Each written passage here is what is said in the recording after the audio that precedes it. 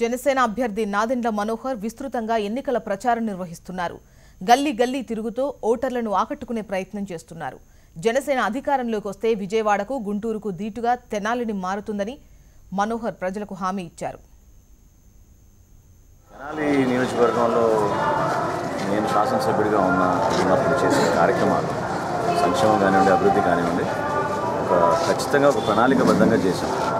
ఇది తన మన అనే భావన లేకుండా అందరికీ న్యాయం జరగాలి, ప్రభుత్వం అంటే ఈ విధంగా స్పందిస్తుందనే నమ్మకం కలిగించడానికి ప్రజల్లో విశ్వాసం పెంచాలి, ప్రజాప్రతినిధి ఈ విధంగా ఎదగాలనే దానిపైన చాలా పారదర్శకతతో అందరికీ సాయం అందించే విధంగా మేము కార్యక్రమాలు చేశాం.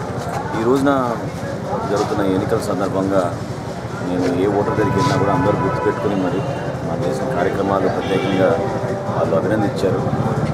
రాబోయే రోజుల్లో కూడా మా అందరితో పాటు మా ప్రయాణంలో వాళ్ళు కూడా నడుస్తారనే మాట అందరిలోనూ వినపడుతుంది.